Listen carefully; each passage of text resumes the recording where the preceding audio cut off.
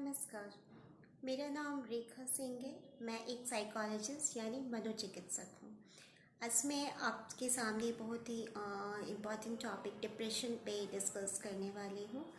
और हमारे इंडिया में डिप्रेशन जो है ये एक बहुत ही कॉमन मेंटल प्रॉब्लम है और इसमें अवेयरनेस बहुत ज़रूरी है ताकि आप इसके सिम्टम्स को समझ के सही समय पे इसका ट्रीटमेंट लें।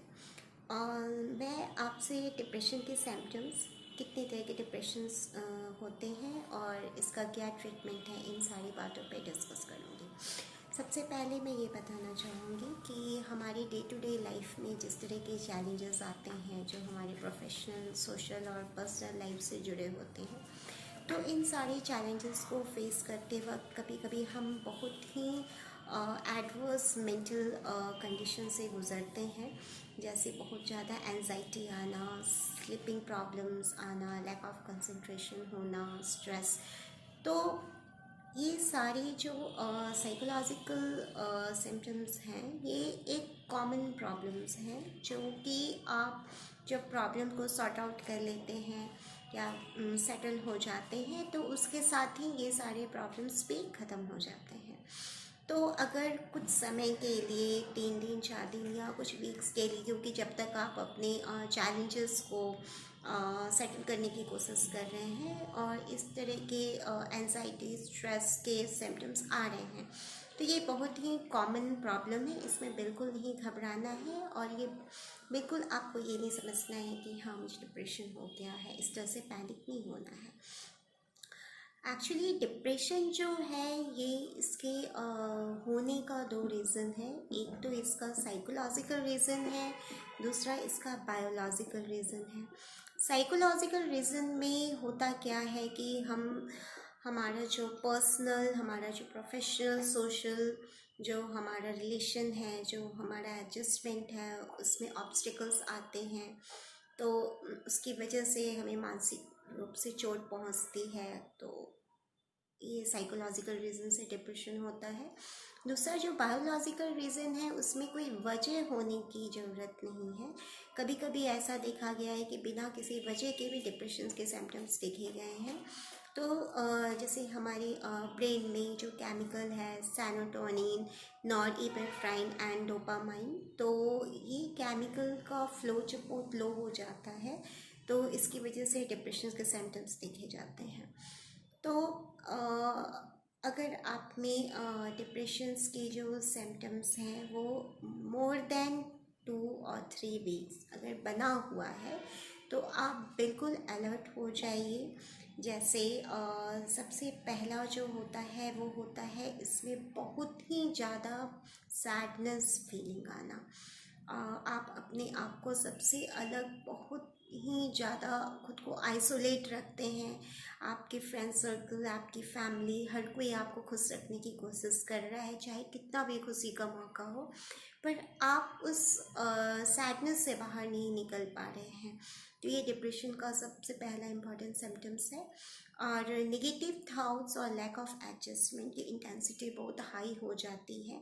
हर वक्त आप नेगेटिव सोचते हैं। जैसे अगर आपने बहुत मेहनत की हो, एग्ज़ाम का प्रिपरेशन किया हो और रिज़ल्ट उसके अकॉर्डिंग नहीं आया, तो उस वजह से अगर आपको बहुत ज़्यादा मेंटली आप हर्ट हुए हैं, तो आपको लगेगा कि आप पढ़ रहे हैं पर आपको लगेगा मैं कुछ नहीं कर सकता, ये मेरे लिए है ही नहीं, मैं इसके लिए बना ही नहीं हूँ। आप इसका कोई भी अल्टरनेटिव सॉल्यूशन जो है वो आप नहीं निकालेंगे। तो निगेटिविटी और लैक ऑफ एडजस्टमेंट, यानी आप उस सिचुएशन में बिल्कुल आप ऐसा मान लेते हैं कि मैं इसमें बिल्कुल नहीं एडजस्ट कर सकता हूँ, जिसकी वजह से आपकी जो एंजाइटी और स्ट्रेस है इसकी इंटेंसिटी बहुत हाई हो जाती है। इसमें जो सेकंड सिम्टम्स हैं वो है लैक ऑफ कंसंट्रेशन। बिल्कुल काम में मन नहीं लगता है, बहुत ज़्यादा फ्लैक्चुएशन होता है, बिल्कुल कंसंट्रेट नहीं होता है, रैपिडली मेमोरी लॉस होती है और ये 2-3 वीक से ज़्यादा बना रहता है। फिर इसमें स्लीपिंग डिसऑर्डर्स देखे जाते हैं। अगर आप अपने नॉर्मल लाइफ रूटीन में 7 से 8 आवर्स आप सोते थे, पर अगर डिप्रेशंस है तो 4 से 5 घंटे भी सोना बहुत मुश्किल होता है, क्योंकि नेगेटिव थॉट्स आपको इतने परेशान करते हैं कि आप सो नहीं पाते और आप बिल्कुल अपने आप को रेस्टलेस सा फील करते हैं। आपको ऐसा लगता है जैसे आपका हार्ट बीट बहुत हाई हो रहा है और बहुत ही ज़्यादा आप रेस्टलेस हो जा रहे हैं, परेशान हो जा रहे हैं। फिर इसमें खुद को आइसोलेट कर लेता है इंसान। आप कितने भी दोस्तों के साथ हो, फैमिली के साथ हो, बाहर घूमने गए हो, पर आपको ऐसा लगेगा कि मैं एकदम अकेला हूँ।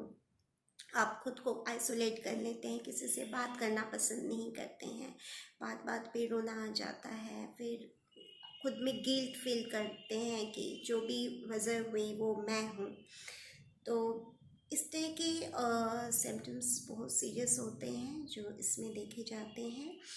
फिर सबसे सीरियस इशू है इसमें सुसाइडल अटैम्प्ट।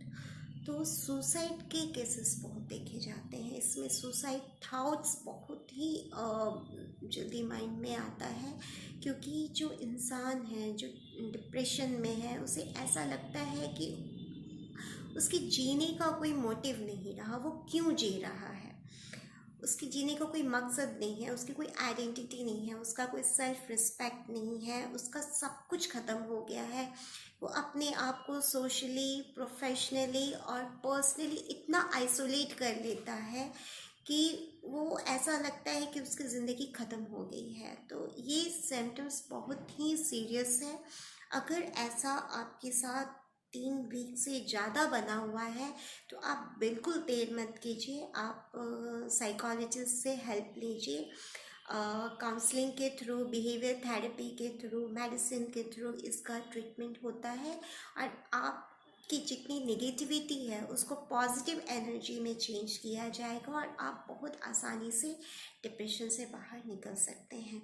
और सबसे ज़रूरी बात मैं आपको ये बताना चाहूँगी कि ज़्यादातर ऐसा होता है कि जो भी डिप्रेशन के सिम्टम्स को फील कर रहे हैं तो वो कभी कभी क्या होता है कि वो अपनी इस बात को बताना नहीं चाहते, क्योंकि उन्हें लगता है कि अगर मैं इस बात को शेयर करूँगा तो लोग मुझे कमज़ोर समझेंगे। तो बिल्कुल आपको गिल्ट या असहम फील नहीं करना है, क्योंकि डिप्रेशन का कमज़ोर होने से कहीं से कोई रिलेशन नहीं है।